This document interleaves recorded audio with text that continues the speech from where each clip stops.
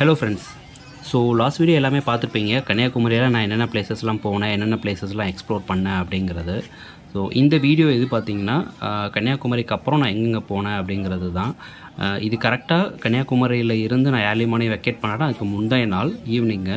So day time நான் நிறைய spend பண்ணியாச்சு. ஈவினிங் டைம் வந்துட்டு ஒரு சின்ன வாக் போயிட்டு, ஏன்னா கிறிஸ்மஸ்க்கு 2 days பிஃபோர்லையே, அதனால் வாக் போயிட்டு எந்த மாதிரி இருக்குது அப்படிங்கிறதெல்லாம் பார்த்தேன். வேறு லெவலு. அதை முடிச்சுட்டு என்னோடய பயணத்தை கண்டினியூ பண்ணேன் நான். ஃப்ரெண்ட்ஸ், நம்ம வீட்டிலேருந்து கிளம்பி இன்றைக்கோட டே 6 வந்து ஸ்டார்ட் ஆகுது.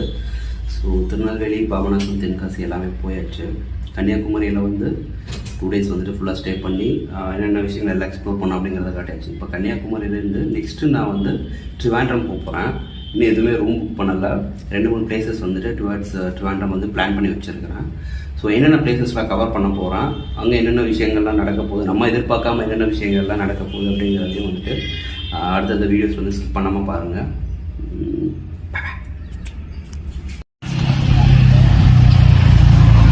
கன்னியாகுமரியிலேருந்து கிளம்பியாச்சு. நம்ம தெரிஞ்சது இந்த மாதிரி பெட்ரோல் வேறு போடலை. அதுக்கப்புறம் வந்து ஒரு சின்ன பெட்ரோல் பங்க்கு, ஒரு 4-5 கிராமத்துக்கு மொத்தமே ஒரே ஒரு பெட்ரோல் பங்க்கில் இருக்கும் போல். அப்புறம் அங்கே ஒரு 800 rupees போட்டுட்டு ஒரு டைம் பார்த்தா ஒரு 9:30 ஆயிடுச்சு. சாப்பிட்றலாம், இதுக்கு மேலே போனால் வந்துட்டு சாப்பிட முடியாது அப்படின்னு சொல்லிட்டு ரோடில் ஒரு இடத்துல வந்துட்டு நிப்பாட்டி இருக்கிறேன். சாப்பிட்டுட்டு வந்து மற்ற விஷயங்களை கண்டினியூ பண்ணுறேன்.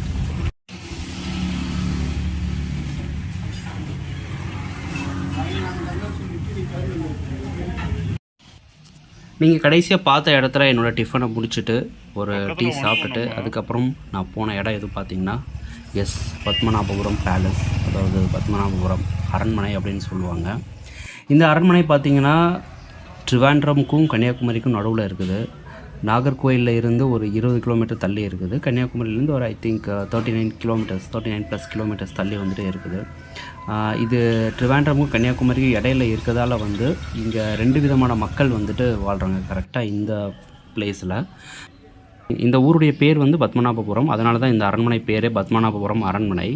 இதுக்கு முன்னாடி இந்த அரண்மனையுடைய பேர் என்னவாக இருந்ததுன்னா கல்குளம் அரண்மனை அப்படின்னு வந்துட்டு நிறைய பேரால் சொல்லப்பட்டது. இந்த அரண்மனை அமைஞ்சிருக்கிற இடம் எது பார்த்திங்கன்னா கன்னியாகுமரி டிஸ்ட்ரிக்ட் தான். ஆனால் இந்த அரண்மனையை மெயின்டைன் பண்ணுறது யாருன்னு பார்த்திங்கன்னா நம்மளுடைய பக்கத்து ஸ்டேட்டான கேரளா. ஸோ கரெக்டாக இந்த பத்மநாபபுரம் 20 கிலோமீட்டர் நாகர்கோவிலில் இருந்தும் 39 கிலோமீட்டர் கன்னியாகுமரியிலிருந்தும் இருக்குது. கன்னியாகுமரி டு ட்ரிவாண்ட்ரம் அந்த ரூட்டில் ஒரு 52 கிலோமீட்டர்ஸ் ஃபார் ஃப்ரம் ட்ரிவாண்ட்ரமில் வந்து எக்ஸாக்டாக இந்த பிளேஸ் இருக்குது. இந்த பேலஸை இரவிவர்ம குலசேகர பெருமாள் அப்படிங்கிற ஒரு மன்னர் 1601 வந்து அந்த காலத்தில் இந்த பேலஸை இந்த சுற்றுப்புறத்தை வந்து ஆட்சி புரிஞ்சிட்ருக்கப்போ, ஸோ கிட்டத்தட்ட 1592 to 1609 இந்த காலகட்டத்தில் அவர் ஆட்சி புரிஞ்சிட்ருக்கிறப்ப வந்துட்டு ஃபுல்லாக கட்டி முடிச்சிருக்காங்க. இதுக்கப்புறம் அனிலம் திருநாள் மார்த்தாண்டவர்மா அப்படிங்கிற ஒரு மன்னர் வந்து 1706 to 58 இந்த காலகட்டங்களில் வந்து இந்த பேலஸை கம்ப்ளீட்டாக கட்டி முடிச்சிருக்காரு. இந்த பேலஸ்க்குள்ளே வந்துட்டு சிவல் ஸ்ட்ரக்சர்ஸ் எல்லாமே இருக்குது. அது என்னென்னா மந்த்ராசாலா, அதாவது வந்துட்டு கிங் கவுன்சில் சேம்பர் அப்படின்னு வந்துட்டு சொல்லுவாங்க. அப்புறம் தாய் கொட்டாரம், இது வந்துட்டு 1550க்கு முன்னாடி வந்து கட்டியிருக்காங்க. அதுக்கப்புறம் வந்துட்டு நட்டகசாலா, அதாவது இதை வந்துட்டு பர்ஃபார்மன்ஸ் ஹால்னு சொல்லுவாங்க, நாட்டியங்கள் ஆடுவாங்க இல்லையா அந்த ஹால். அப்புறம் வந்துட்டு ஒரு மேன்ஷன், இந்த அரண்மனையோடைய சென்ட்ரலில் வந்துட்டு ஒரு மேன்ஷன் இருக்குது, அதை நான் ஃபோட்டோஸில் காட்டுறேன். அப்புறம் தெக்கை கூட்டாரம் அப்படின்னு சொல்லிட்டு ஒரு பிளேஸ் இருக்குது. அது வந்து இந்த பேலஸுடைய தென்னிலையில் இருக்குது. பேலஸ் உள்ள என்ட்ரு ஆகிறப்பே வந்துட்டு என்ட்ரன்ஸ் தனியாக இருக்குது. ஸோ அங்கே வந்து நீங்கள் உங்களுடைய என்ட்ரி ஃபீஸை வந்துட்டு பே பண்ணிவிட்டு அதுக்கப்புறம் உள்ளே போகலாம். அதுக்கு முன்னாடி உங்களுடைய திங்ஸ் எதாவது வைக்கணுன்னா அதுக்கு தனியாக வந்துட்டு ரூம்ஸ் எல்லாம் அவைலபிள் இருக்குது. அங்கே வச்சுட்டு அதுக்கப்புறம் உள்ளே போனோம். உள்ளே போனதுக்கப்புறம் வந்துட்டு நான் பேசாமல் போயிட்டு வெறும் வீடியோஸ் எடுத்தேன். வீடியோஸ் எடுக்கிறப்ப தான் ஒரு அக்கா சொல்லிட்டாங்க, இந்த மாதிரி தம்பி ஃபோட்டோஸ் மட்டும் தான் அலோடு, வீடியோஸ் நீங்கள் எடுக்கணுன்னா தனியாக வந்துட்டு பே பண்ணணும், 2500 நீங்கள் பே பண்ணிட்டு வாங்க அப்படின்னு சொன்னாங்க. அந்தளவுக்குலாம் நம்மக்கிட்ட வசதி இல்லைக்கா, நான் வேணால் ஃபோட்டோஸ் எடுத்துக்கிறேன் அப்படின்னு சொன்னாங்க. சரி ஓகே, நீங்கள் ஃபோட்டோஸ் எடுத்துக்கோங்க, வீடியோஸ் எடுக்காதீங்க, சிசிடிவி கேமரா அங்கங்கே ஃபிக்ஸ் பண்ணியிருக்காங்க, ஸோ வந்துட்டு மாட்டிக்காதீங்க அப்படின்னு சொல்லிட்டாங்க. ஸோ இந்த வீடியோ இதுக்கப்புறம் நீங்கள் ஃபுல்லாகவே வந்துட்டு ஃபோட்டோஸை தான் பார்க்க போகிறீங்க. ஒரு ஸ்லைட் ஷோ மாதிரி வச்சுக்கோங்களேன், ஏன்னா அதுதான் நம்மளால் முடிஞ்சது.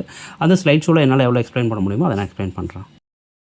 இந்த அரண்மனையில் என்ட்ரன்ஸ் ஆனதுமே வந்துட்டு நீங்கள் ஃபஸ்ட்டு சீலிங்கில் இந்த மாதிரி டிஃப்ரெண்ட் டைப்ஸ் ஆஃப் பூவை வந்துட்டு கன்ஸ்ட்ரக்ட் பண்ணிக்கிறத நீங்கள் பார்த்துடலாம். இது எல்லாமே 90 வகையான பூக்கள் இருக்கும். ஒவ்வொரு பூவுமே வந்துட்டு ஒவ்வொரு விதமாக இருக்கும். பட் நீங்கள் ரேண்டமாக பார்த்தா ஒரே மாதிரி இருக்கிற மாதிரி இருக்கும். பட் ஒவ்வொரு பூக்களுமே ஒவ்வொரு வித்தியாசமானதாக இருக்கும். சின்ன சின்ன மைன்யூட் ஒர்க் வந்துட்டு இருக்கும். ஸோ நீங்கள் உள்ளே என்ட்ரானதுமே வந்துட்டு இதை கவனித்து பாருங்கள். இப்போ நீங்கள் அந்த ஸ்டெப்ஸ் பக்கத்தில் ஒரு வால் மாதிரி இருக்கு இல்லையா செவத்தில், அது வந்துட்டு வாழ்த்து மடல். ஓணம் காலங்களில் வந்துட்டு ஓணம் பண்டிகை அப்போ ஊர் பெரியவர்கள் வந்து ராஜாவுக்கு வந்துட்டு வாழ்த்து மடல் இப்படி தான் கொடுக்குறாங்க. இதுக்கப்புறம் வந்து அந்த கார்னரில் ஒரு சேர் மாதிரி இருக்கு இல்லையா, இது வந்துட்டு கரிங்கல் நாற்காலி அப்படின்னு சொல்கிறாங்க. இது சைனா மன்னர்கள் இங்கே இருக்கிற மன்னருக்கு வந்துட்டு அன்பளிப்பாக கொடுத்தது. கோடை காலங்களில் இந்த நாற்காலியில் அமர்ந்து தான் ஓய்வெடுப்பார். அதுக்கப்புறம் அந்த பக்கத்தில் இருக்க ஸ்டெப்ஸ் இருக்கு இல்லையா, அது ஃபுல்லாகவே வந்துட்டு தேக்கு மரம். ஆக்சுவலி இந்த ஓவரால் அரண்மனை ஃபுல்லாகவே வந்து தேக்கு மரத்தால் தான் பண்ணியிருக்காங்க. அதில் ஏறி மேலே போனால் வந்துட்டு ஒரு மீட்டிங் ஹால் ஒன்று இருக்குது. இங்கே பார்த்துருக்கீங்களே, இப்போ ஃபுல்லாக வந்துட்டு சுற்றி சேர்ஸ் எல்லாமே போட்டிருக்காங்களா. இந்த மீட்டிங் ஹாலில் தான் வந்துட்டு அரசவையில் வந்துட்டு முக்கியமான முடிவுகள் எல்லாமே வந்துட்டு இங்கே தான் வந்து அரசவையுடைய முக்கியமான தலைவர்கள் எல்லாமே ராஜா கிட்ட வந்து டிஸ்கஸ் பண்ணுறாங்க. நாட்டுக்கு தேவையான விஷயங்கள் இல்லை வேறு ஏதாவது முன்னெச்சரிக்கை நடவடிக்கைகள், மக்களுக்கு வந்துட்டு இப்போ இந்த விஷயங்கள் எல்லாம் தேவைப்படுது அப்படின்னு சொல்லிட்டு சில விஷயங்கள் எல்லாமே இருக்கும் இல்லையா. இந்த மாதிரி எல்லா விஷயங்களுமே வந்து இந்த அரசவை வந்துட்டு கீழே இருக்குது. அது இல்லாமல் வந்து இந்த மீட்டிங் ஹாலில் தான் அரசருக்கு கீழே இருக்கிற அமைச்சர்களும் வந்து இங்கே டிஸ்கஸ் பண்ணி முக்கியமான முடிவுகள் எல்லாம் எடுக்கிறாங்க. இந்த அரண்மனையை ராஜா ஃபஸ்ட்டு வந்து டிசைன் பண்ணுறப்பவே ஸ்டார்டிங்கில் எடுத்த முடிவு என்னென்னா வந்து ஃபுல் அண்ட் ஃபுல் இது ஒரு தேக்கு மரங்களில் வந்து பண்ணதாக இருக்கணும். இது காலம் தாண்டி வந்து ரொம்ப வருஷத்துக்கு தன்னுடைய பேர் வந்து நிற்கிற மாதிரி வந்து இந்த அரண்மனை நான் தான் கட்டினேன் அப்படிங்கிற மாதிரி விஷயங்கள் எல்லாமே வந்து ரொம்ப வருஷத்துக்கு நிற்கணும் அப்படிங்கிறதுக்காகவே இருக்கணும் அப்படின்னு சொல்லிட்டு பக்காவாக பிளான் பண்ணி வந்து இதை கட்டியிருக்காங்க. ஸோ ஃபுல் அண்ட் ஃபுல் இப்போ நீங்கள் உள்ளே பார்க்குற எல்லா வுட்ஸ் எல்லாமே வந்துட்டு மெட்டீரியல்ஸ் எல்லாமே வந்துட்டு ஃபுல் அண்ட் ஃபுல் தேக்கு தான். இப்போ நீங்கள் பார்க்குறீங்க இல்லையா, இது வந்து மேலே இருக்கிற டைனிங் ஹாலு. இந்த டைனிங் ஹால் வந்து ராஜா குடும்பத்தினர் மட்டும் உண்பதற்காக இல்லை, அந்த மக்கள் இருப்பாங்க இல்லையா பத்மநாபபுரம், அது சுற்றுப்பட்டியில் இருக்கிற எல்லா மக்களும். ஸோ கிட்டத்தட்ட எல்லா மக்களும் ஆன் டெய்லி பேசிஸில் வந்துட்டு ஒரு 1000 to 2000 பேர் வந்துட்டு இங்கே வந்து சாப்பிட்டுட்டு போவாங்களாமா. ஸோ அவங்களுக்காக ஸ்பெஷலாக வந்து ராஜா இந்த மாதிரி ஒரு டைனிங் ஹால் இருக்கணும் அப்படின்னு சொல்லிட்டு இந்த மாதிரி விஷயங்கள் எல்லாமே சேர்த்து தான் கன்ஸ்ட்ரக்ட் பண்ணியிருக்காங்க. இப்போ நீங்கள் பார்க்குறது அந்த டைனிங் ஹாலு. இது இல்லாமல் வந்துட்டு இங்கே சைனீஸ் ஜார்ஸ்லாம் நிறைய இருந்தது. அது வந்துட்டு எடுக்க முடியல. சைனீஸ் ஜார்ஸ் அதெல்லாம் வந்து சைனாலேருந்து கொண்டு வரப்பட்ட ஜார், அந்த குடுவைன்னு சொல்லுவாங்களே, அந்த மாதிரி விஷயங்கள் எல்லாமே வந்துட்டு அங்கே இருக்கிற தொழில்நுட்பத்தை வச்சு அந்த காலங்களில் பண்ண அந்த விஷயங்கள்லாம் இருந்தது. அதில் வந்துட்டு ஊறுகாயை மட்டும் சேவ் பண்ணி வச்சுக்கிறதுக்காகவே வந்துட்டு அந்த சைனீஸ் ஜார்ஸ் ஸ்பெஷலாக வந்துட்டு மேட் ஃப்ரம் சைனா, அப்புறம் வந்துட்டு ஆர்டர் ஃப்ரம் சைனா அங்கேருந்து கொண்டு வரப்பட்டது. இது இல்லாமல் வந்து நாங்கள் மேலே போகிறப்ப வந்துட்டு ரைட் சைடில் எல்லாம் பார்த்தீங்கன்னா சின்ன சின்ன சிலைகள் எல்லாமே இருந்தது. பாரம்பரியமாக வழிபட்டு அவங்களுடைய குலதெய்வ சிலைகள் எல்லாம் வந்து நிறைய இருந்தது. அது எல்லாமே வந்து இப்போ ரீசெண்டாக வந்துட்டு அப்புறப்படுத்தியிருக்கதா வந்துட்டு கேள்விப்பட்டோம்.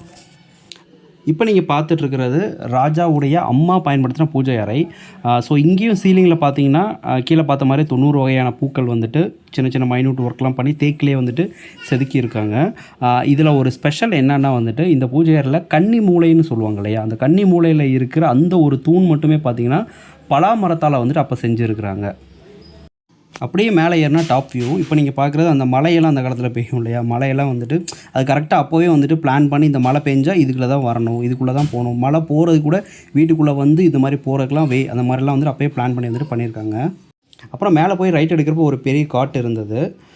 அந்த காட்டு வந்துன்னா ராஜா ஸ்பெஷலாக வந்துட்டு யூஸ் பண்ணுற காட்டு, இதுதான் அந்த காட்டு. 64 வகையான மூலிகைகள் மற்றும் தேக்கு மரங்களை வச்சு மட்டுமே வந்துட்டு இது முழுசாக பண்ணியிருக்கிறாங்க.